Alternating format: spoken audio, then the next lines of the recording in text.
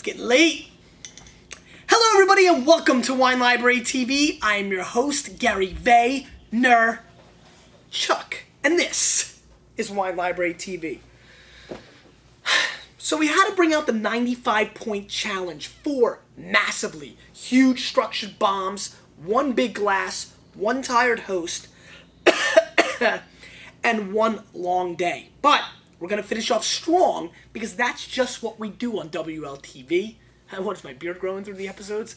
And I'm excited about that. We're going to focus very heavily on these big, massive wines. Get ready for a roller coaster of explosion. So, without further ado, let's get this rolling very seriously off and attacking. Dominus, 2003 Napa Valley Red Blend, 88% Cabernet, 7% Cab Franc, 5% Petit Verdot, 95 points Parker, 95 Bones. Paying $1 a point. It's like the bookies or something. So, really excited about this wine. Obviously, Dominus is one of my all-time favorite wines.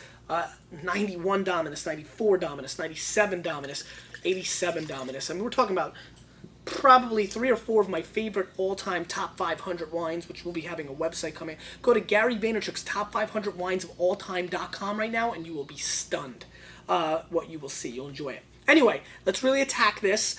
And beautiful color right off the bat. We recognize and appreciate the color. Not too dark. I mean, dark, but not crazy over the top. Let's give it a whirl. Beautiful, dark, black, pure French licorice. And if you never had real black licorice from France, you are missing out. This is pure, real licorice. Beautiful integration of ripe cherry, very young cherry coming through. I'm getting a little cedar box as well in this. All in all, a very concentrated, exceptionally interesting nose.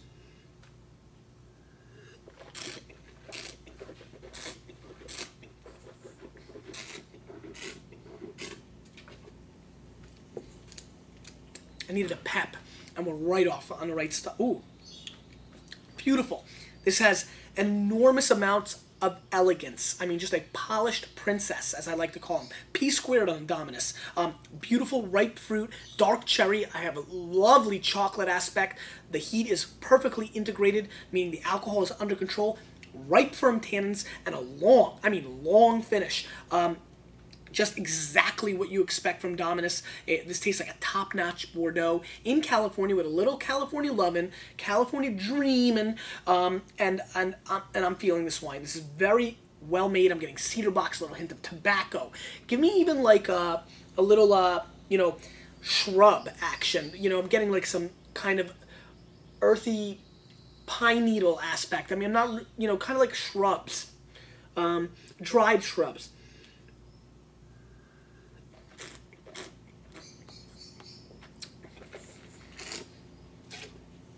Really good. Very polished and massive. I'm going to go 94 plus on this wine. An exceptional effort from Dominus. It is their 20th anniversary. And you know what? We're all very lucky that Christian Moulex decided to create this project. Tremendous. Kudos. Very good. Let's move on. Villacreces, 2003 Ribera del Duero. This is 86% Tempranillo, 10% Cabernet Sauvignon, 4% Merlot in 16 months oak, $32 US, 95 points, J. Miller. Has huge potential. We did phenomenal with the 02 of this, as you remember, was one of my favorite wines, actually. And this is the 03, so I'm super excited about this. Hails from Spain. Let's see if it's bringing the thunder. Really nice dark color, so it's not bashful at all.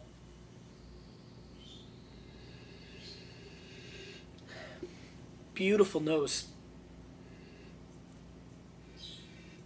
Wonderful. This has a wonderful complex richness to it, a little bit of creaminess. I'm getting beautiful vanilla scents on the nose. I'm getting a nice integration of green bell pepper as well with a dab of milk chocolate. Let's go Twix covered milk chocolate. Not the dark chocolate we see in a lot of wines. This is more of a milkiness, a little milk chocolate. Nice. And almost like a pixie stick powder sugar kind of aspect, which is kind of neat. And not infringing on making it over the top or anything like that. Interesting. Let's give it a whirl.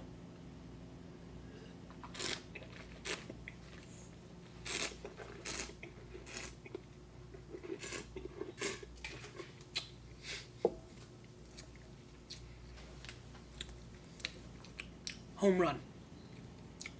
Home run. The initial mouthfeel is so ridiculously elegant, it's almost quite shocking. It was almost like a warm bath in your mouth. I mean, wonderful. Really ripe, complex fruit, very dark. Give me blackberry, give me blueberry, and throw a couple of cassis berries on there. I'm very impressed with this wine. Is it a little too oaky? Yes. Did the oak monster make his presence? Not quite. He kind of like peeked around the corner. You know he's there, but he didn't come out.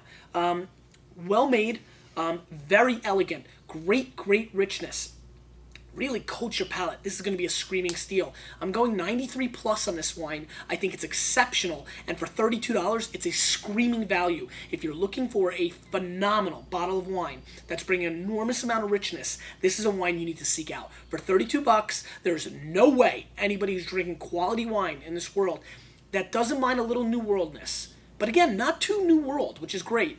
There's just no way anybody can find this to be a bad effort. 2003 was a hot vintage. They kept it under control, which is very impressive and should be pointed out. There's a beautiful sourness to it. Great firm tannins. Very rich, elegant, polished, perfect. Anybody who's drinking Napa Valley Cabernets, I really urge you to seek out this wine. Eric Salm is the importer. There's good distribution on this wine. You should be able to find it, and I really recommend somebody to run out and get this. This is one of those things where you knock out the person next to you to make sure you get the last bottle of wine. Big time stuff. Cool ass label. Whistling Eagle, 2005 Heathcote Shiraz. Only 550 cases made of this, 95 points, Wine Spectator, $48 US. And we talk a lot about Barossa and a lot about McLaren Vale, but I love Heathcote. I think it's making some of the more polished and exceptional wines from Australia. And Whistling Eagle has long been very culty, a big following for this wine, very small production. Again, 550 cases made, so it's very rare, tough to get, 95 points. Let's give it a whirl. Spectator. Very dark, great color, like most Aussie Shirazes do. They tend to bring the bombs. I mean, this is one of those situations where Old World fans have to leave. They're just not going to enjoy that. I mean, it's just over-the-top explosion. Give me a Twizzlers and a Skittles explosion. It's like a cotton candy, fruit candy, Candyland. Let's start using that. It's Candyland inside of here because that's really what's coming through. I'm getting cotton candy, Twizzlers, Skittles, all those classic terms we use a lot. They're here mixed with a huge bucket, and I mean it's a big bucket, a massive bucket of raspberry jam topping all those candies off. Let's give it a whirl.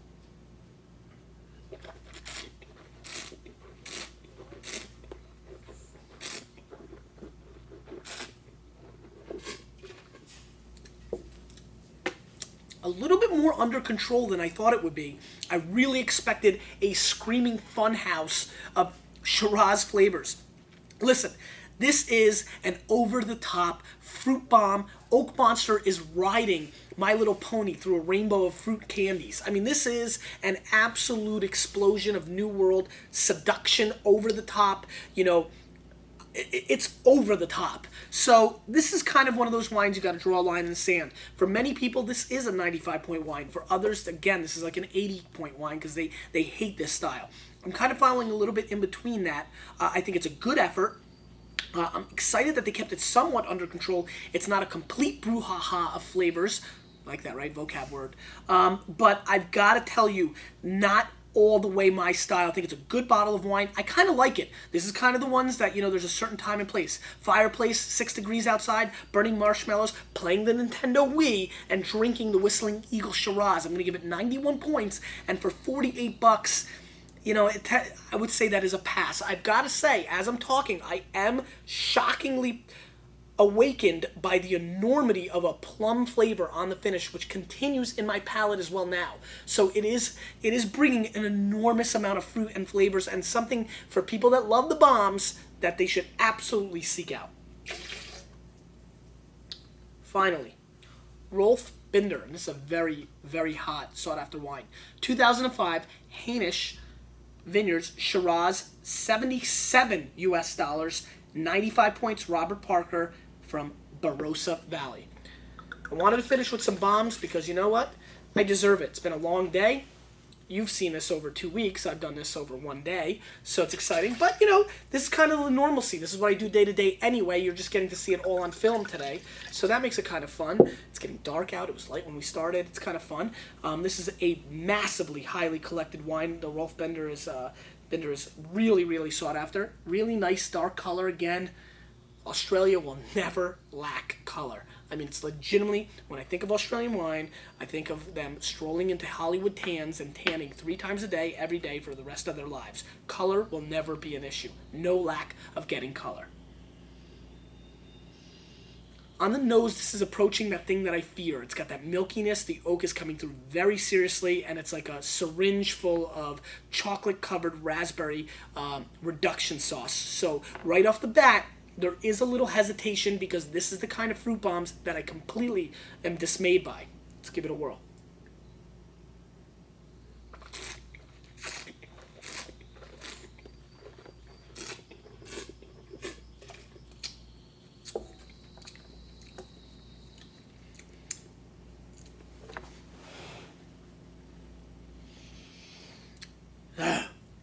And I'm just doing that because I'm tired. There is a crap load of oak in this wine, followed up by those classic flavors. And here's where the problem lies in a wine like this. Is it good? Sure. Is it fruity? Absolutely. Is it explosive? Yes. Is it delicious? Check. Is it structured? Yes. Check. Is it very syrupy and exploding on your palate? Check. Does it have a long finish with great blackberry and cassis? Check. Is it one of those wines that completely explodes in your palate, and for somebody that's a new wine drinker looking for something extremely serious, it brings the thunder? Check. Is this a wine that you can find in Australia for $10 from Marky Phillips or Molly Duker? Check. Understand? The problem with these wines are when they get too fruit bombed and too over the top, they feel manipulated, and they all start tasting the same. And so why are you going to spend $77 when you can really get that flavor profile for $12, $15, and sometimes even $12? Did I say 12 the first time? $20, $15, or even $12. That's the problem. I'm going to score this wine 90 points. It's a very well-structured fruit bomb. But you know what? Sometimes you got to jump on the bomb and hope it doesn't go off.